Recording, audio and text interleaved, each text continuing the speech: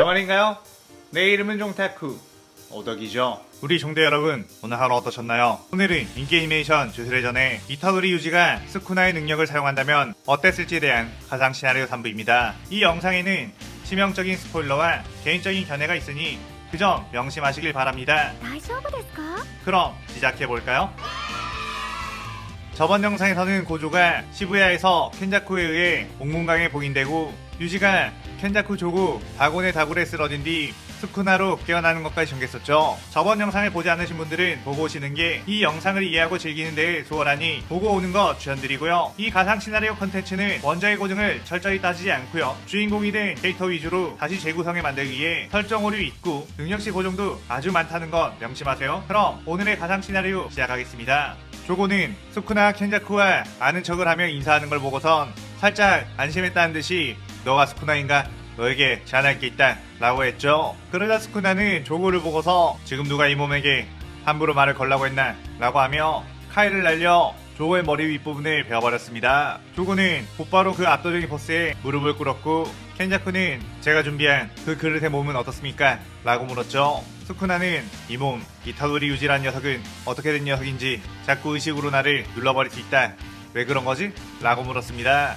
켄자쿠는 그거야지 20개의 손가락을 다 흡수하지 못해서 그런 게 아닐까 싶다며 예상과는 다르게 이타도리의 영혼의 힘이 상당히 강한 것 같다고 했죠. 그때 스쿠나는 몸을 살짝 움직이더니 어디론가 슥 이동했고 조고는 어디 가는 거냐? 라고 하며 스쿠나를 뒤쫓으려고 했지만 스쿠나의 속도를 따라갈 수가 없었습니다. 조고는 엄청난 속도다 라고 하며 계속 스쿠나의 주력이 있는 곳으로 이동했는데 그곳에는 나나코, 미미코의 시체가 있었고 스쿠나는 그들에게서 손가락 하나를 회수해 집어삼켰죠. 스쿠나는 이걸로 15개째 이것으로 이타도리 유지가 몸의 주도권을 쥐는 일 없겠지 라고 했습니다. 그러면서 자신을 따라온 조고를 보고 왜 자꾸 달라붙느냐 주령 이라고 물었고 조고는 우리가 너에게 손가락 10개를 바쳤으니 우리 주령 쪽에 붙으라고 했죠. 스쿠나는 네가 날 상대해서 한 번이라도 공격에 성공한다면 주령 쪽에 붙어 인간들을 말살해주지 라고 했고 조고는 스쿠나가 농담하는 것 같아 보이지 않았기에 곧바로 속공을 했습니다. 스쿠나는 조고의 화염수식을 여러 개 피했고 거의 조고를 가지고 놀다시피 좁히기 시작했는데 조고는 자신과 스쿠나가 이 정도까지 차이가 난다는 것에 자괴감이 들었죠. 스쿠나는 조고에게 너의 최대 출력의 화염을 써보라고 하며 너에게 맞춰 화력 대결을 펼쳐주겠다고 했습니다. 조고는 화력이라면 지지 않는다며 거대한 화염구를 모았고 스쿠나는 푸가를 씌워내 조고의 수식의 완성을 기다렸죠. 그렇게 두 화력은 부딪히게 되었는데 결과는 당연하게도 스쿠나의 압승이었고 조고는 그대로 소멸되고 말았습니다. 그런데 그때 싸움의 여파를 보고서 달려온 노바라가 스쿠나와 마주치고 말았고 스쿠나는 노바라를 보고서 애송이와 올려다니던 그 계집이로군 이라고 하며 노바라를 향해 저벅저벅 걸어갔죠.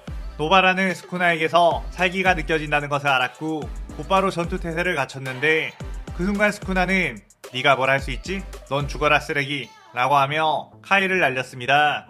그런데 그 순간 메구미의 식신이 튀어나와 노바라를 향한 카이를 대신 맞아 소멸했고 메구미는 긴장한 표정으로 노바라의 앞을 막아섰죠. 스쿠나는 크크 너도 왔구나. 너도 함께 죽이면 애송이의 멘탈을 완전히 부숴놓을 수 있겠어 라고 하며 저벅저벅 다가갔습니다.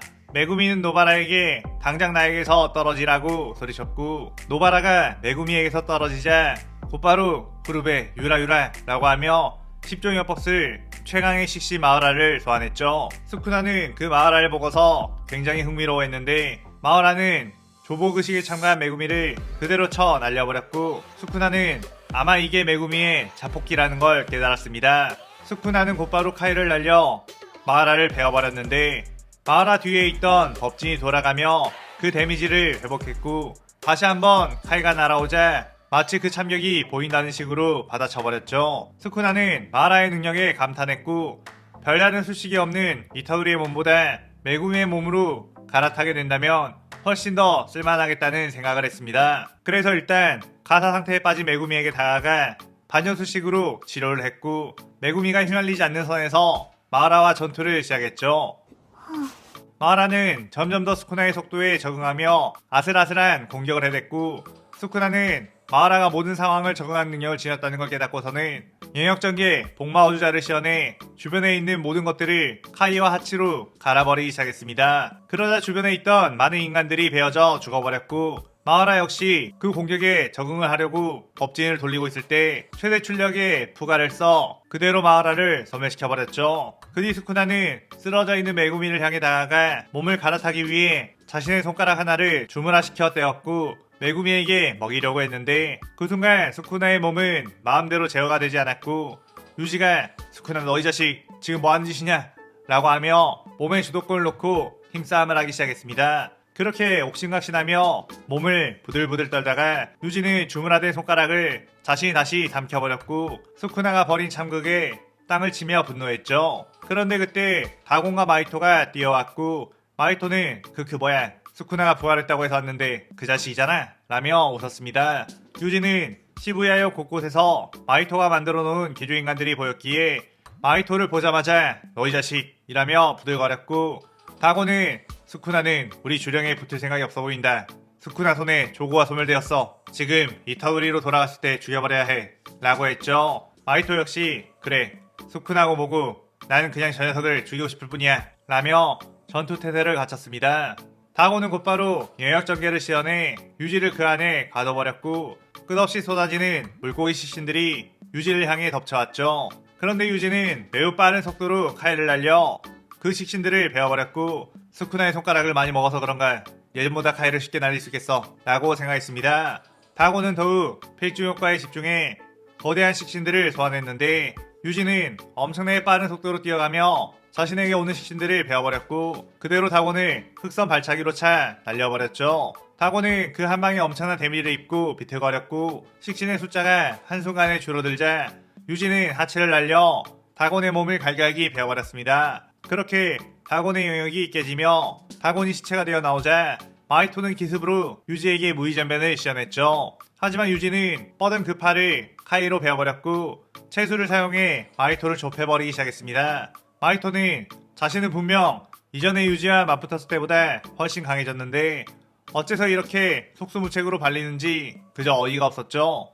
유지는 마이토가 성장한 것보다 훨씬 더 빠르게 강해져 버린 것, 그야말로 스쿠나의 주력을 빌려서 싸우는 상황인데 스쿠나의 주력이 엄청나게 강해져 버렸다 보니 그만큼 유지의 힘도 강해진 거였죠. 마이토는 결국 이번에도 유지를 이길 수 없다는 것에 빤스런을 하기 시작했고 유지는 이번에는 안 놓친다며 카이로 도망가는 마이토의 팔다리를 베어버렸습니다. 마이토는 겨우 몸을 재생하며 기어가다가 켄자쿠와 마주치게 되었고 켄자쿠는 내가 도와줄까? 라고 한 뒤 주룡조술로 마이토를 흡수해버렸죠. 그때 유지는 켄자쿠에게 뛰어가며 당장 고조 선생님을 내놔 라고 했는데 그런데 그 순간 뒤쪽에서 누군가가 기척도 없이 뛰어와 유지를 발로 차 멀리 날려버렸습니다. 유지는 자신을 공격한 이를 바라봤는데 그는 바로 쿠시구로 토우지. 그는 메구미의 아빠로 이전에 고조를 한번 죽일 뻔한 전력이 있던 강자였는데 고조에게 죽임을 당했지만 강령술로 인해 다시 되살아난 상태였죠. 켄자쿠는 게토의 기억을 읽어 엄청난 강자인 토우지를 알게 되었고 그를 같은 편으로 포섭을 해놓은 거였습니다. 켄자쿠는 또다시 스쿠나를 억누르고 몸에 주도권을 쥔 유지를 보고서 역시 내가 만든 최고의 걸작이군. 다음에 또 보자 라고 말한 뒤 주령조술로 여러 마리의 특급 주령과 1급 주령들을 소환했고 켄자쿠는 토우지와 함께 슥 사라졌죠. 유지는 켄자쿠를 쫓으려고 했지만 특급 주령이 영역전개로 가둬버리는 등 시간을 끌었기에 켄자쿠를 놓치고 말았습니다. 유지는 수많은 주령들이 자신의 앞을 막아서자 너네들을 하나하나 상대해줄 시간이 없다며 아까 전 스쿠나가 조고를 상대했을 때 썼던 수식 푸가를 시연해 그들을 한 방에 전부 태워버렸죠. 하지만 이미 켄자쿠의 기척은 사라진 상태, 시부야 전역에 깔려있던 개조인간들도 전부 퇴치가 된 상황이었는데 유지는 자신이 스쿠나를 막지 못해 수많은 인명피해가 있었다는 것에 염치가 없어 주술고전으로 돌아갈 수가 없었습니다. 그런데 그 뒤 본격적으로 켄자쿠 계획이 실시되었고 주령들의 존재가 일반인들에게도 알려져 사회의 혼란이 초래되었죠.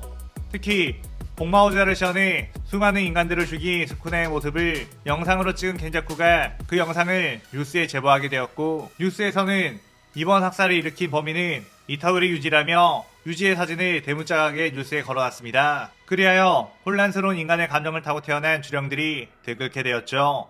한편 주술계에서는 보조가 개토수구로한을 통해 시부야 사변을 일으킨 주범으로 밝혀졌다며 그를 구하려고 하는 것은 반역으로 간주하며 이타도리 유지는 지금부터 스쿠나와 동일한 저주로 간주하여 처형을 실시한다고 선포했습니다. 그것 때문에 유지는 고전 측으로 돌아갈 수 없었고 자신의 속죄를 위해 혼자서 주령들을 대체하고 다녔죠. 메구미는 마하라에게 당한 상처에 아직 입원 중이고 노바라 역시 스쿠나의 복마우주자에 휘말려 큰 상처를 입고 치료 중이라 유지는 매우 외로운 싸움을 하고 있었습니다. 그런데 그때 2학년 선배인 제니마키가 유지를 찾아왔고 지금 혼자서 이러고 있는다고 문제가 해결되는 게 아니라며 빨리 보조 선생님의 봉인을 풀어야 사태가 해결이 될 거라고 했죠. 유지는 그렇지만 그 방법이 없지 않느냐며 의기소침한 모습을 보였고 마키는 제닌 가문의 비밀 지하실에는 옥문강의 봉인을 해제하는 주물이 존재한다고 했으니 그걸 찾아서 옥문강의 뒷문을 열면 고조 선생님을 풀 수 있다고 했습니다. 그렇게 유지는 마키와 함께 제닌가에 몰래 잠입해 지하실에 들어가 그 주물을 잡고 있었는데 그 순간 수많은 제닌 가문의 술사들이 들어왔고 잘했다 마키, 아무짝에도 쓸모없는 이 녀석을 이런 도구로 쓸 수 있다니 라고 했죠. 마키는 그들을 보고 이게 무슨? 이라며 당황했는데 제닌 가문은 이타도를 처형하기 위해 마키를 이용한 것이었습니다. 일부러 마키에게 거짓 정보를 준 뒤 마키가 유지와 접촉해 이곳에 데려오게 한 것.